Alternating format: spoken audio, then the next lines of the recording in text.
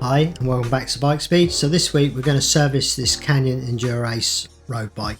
Now this is nice, quite a curiosity type of bike really. It's a nice small frame, very compact.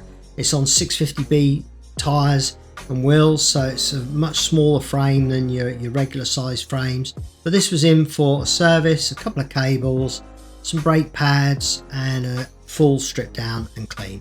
Initially this cable was frayed off on the front derailleur here. This was one of her main primary reasons for initially bringing the bike in. She caught that with her foot riding, and during the ride that frayed off, so that needed addressing, as you know, it was only right and proper. So we're going to strip down the bike, we're going to take all the mechanical components off, clean them all up, clean the frame of the bike, put the new cables in that are needed, rebuild the bike, torque it all up correctly as you would, and this bike when it goes out will almost be as it was from the factory, nice and clean, ready to ride, all the little problems sorted out. You can see here the rear derailleur hanger is loose. That's very common. We always check things like that. Fortunately with this, with the through axles, that may never have actually picked up. You know, the little bolt that holds that could actually come out and it wouldn't really cause a major headache on a bike like this, but we do sort that out when we service the bike. So as we strip parts off, we're checking them all. So we're checking the derailleurs, making sure they're actuating correctly even before we clean them. We take off things like the chain set, clean it all up. You can see the sort of gritty, sandy residue all over this bike. Now that's literally like having a piece of sandpaper on your bike. So when we clean it all off, when we service the bike, all that sort of sandy residue is taken off the bike, and that will reduce a lot of the wear on the bike as time goes on. So as we strip the parts down, there's certain parts we won't put into the ultrasonic cleaner. Things like the pedals. Pedals very rarely need servicing. The bearings on them last very well, and they're actually on lower grade of pedals are almost not cost effective to service because they take so much labour to service that it's almost quicker and cheaper to replace the pedal entirely. It's only the higher grade of pedals where we would service a pedal. So we don't want to put those pedal arms in and that chain set. So we clean up the chain rings themselves. They'll go through the ultrasonic cleaner and we'll clean all the grease and debris off those. The derailleurs, the cassette, the chain, all those parts on this bike went through the ultrasonic cleaner before we cleaned them up, dried them off and re-lubricated them, which is what we're just doing now. We're just washing off the degreaser. It's a water soluble degreaser that we use. So once it's been through the ultrasonic cleaner, we can then wash it off with soapy water, and that'll take all that degreaser and any grease residue off of the part so that it's nice and spick and span ready to go on that bike. And like I say, I'm always aiming to clean off the old oils and grease. And the build up of those that have also picked up that sand that's on the bike and made those go pasty, it helps reduce the wear on the bike long term, and also it's just, you know, good housekeeping for your bike to keep it as spotless as you possibly can. I don't always have to strip a bike down to this level, but you know, this kind of service makes the world of difference to how long your bike is going to last and how many miles you're going to get out of the components that are on it. So again, you can see there the pedal's not been through the ultrasonic cleaner. I just give that a little wipe down with a nylon bristle brush, which really helps the sort of cleaning process of that part. Now we're on to the re-lubricating. So we always do this sort of in a methodical fashion. We strip the bike down, we clean the parts, we lubricate and put them back together, and then we move to the frame after we've done all the components separately on the bench, which you can see I'm doing here. Lubricating pivot points, jockey wheels, thumb adjusters. You know, I even take those out and lubricate those because thumb adjusters do go rusty, and if you've got a little bit of grease and lubricant on them, one, it makes the use of them far easier, but also the longevity of that part and its ability to adjust your gears. Once I put this back together, I always use a little bit of white grease on the chain rings themselves because there's a little bit of a corrosion point there between the chain rings and the pedal arms. So a little bit of grease on there doesn't do any harm, just to help that part survive corrosion and also being stripped down in the future. We did replace one set of pads on this bike, but the other set we actually just cleaned up, which you can see we're doing here. So I wiped down with a fine brass brush there. That cleans all the residue off. And then I skim them on a belt sander just to take that sort of surface off of the pad, which is often scored and marked and impregnated with greases and oils and things from the road film. I just skim that on my belt sander and that just cleans that surface right up. Then I sand down the disc, which is what I'm doing there, front and rear, both discs are sanded down. That just takes any of those score marks off that can make that disc sing and squeal when you're actuating the brake. So it just sort of resets that surface back to factory, and then that should solve any squealing or noises that you've got on your brakes. And then once we've done all the mechanical parts, we move to the detailing of the frame. So we're washing that down initially. We're using microfiber towels because they don't scratch the surface. And then on this bike, it didn't need anything more than a resin polish.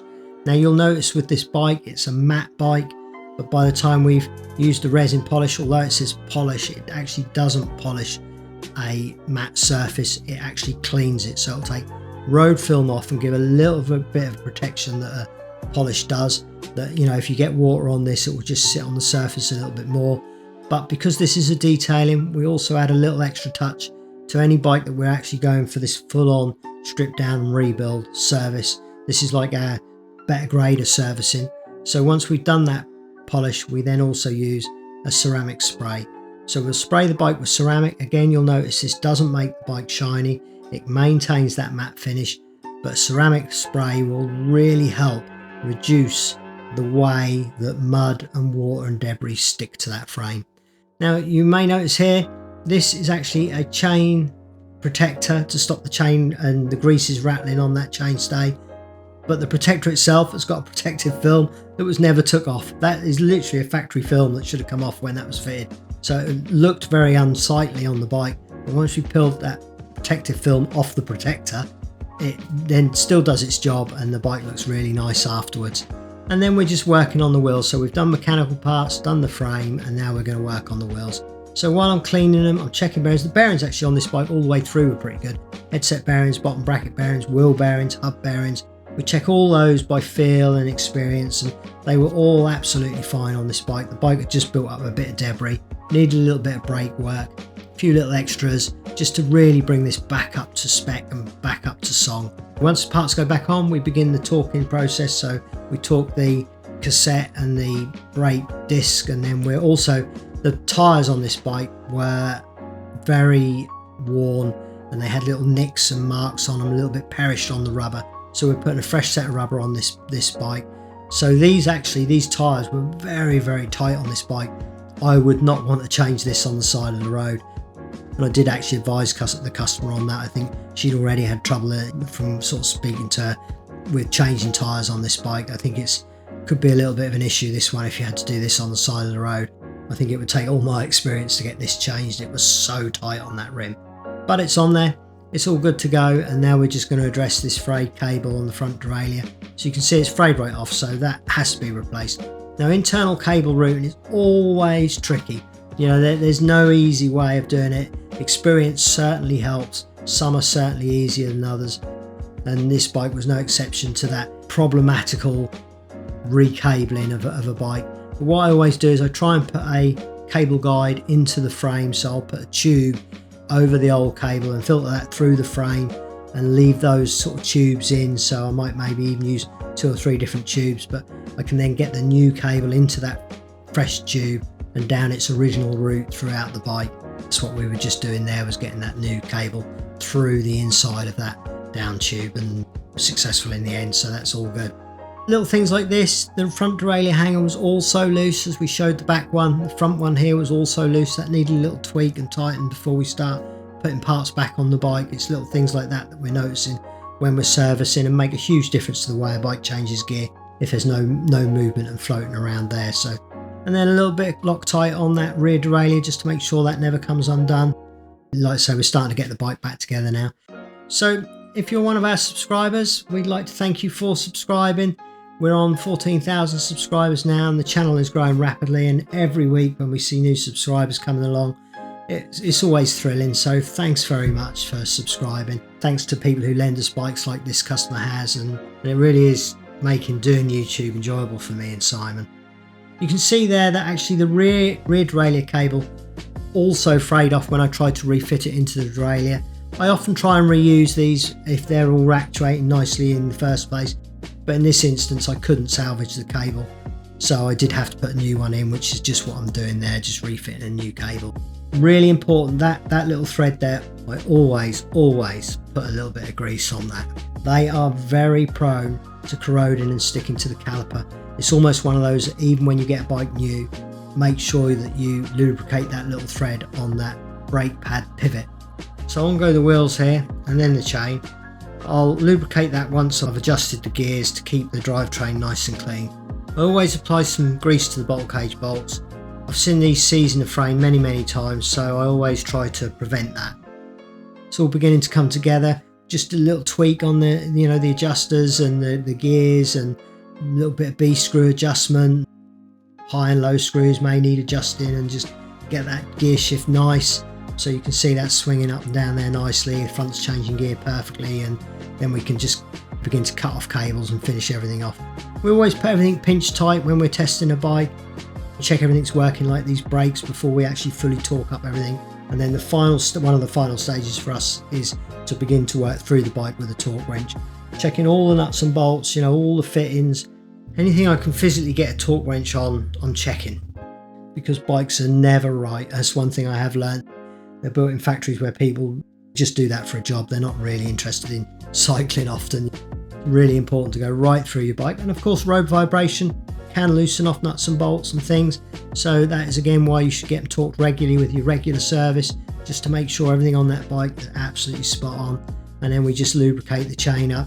So I'm lubricating the rollers on the chain, not the face plates. I just get that oil worked across the whole chain, and then it's ready for many miles to come. So as you can see from these before and afters, huge difference to this bike. It's gone from tired to factory fresh and ready to ride.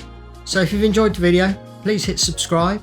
It goes a long way to helping the channel, and don't forget to hit that notification bell, and then you'll get a notification whenever we upload. So thanks for watching, and we'll see you again next week. Bye for now.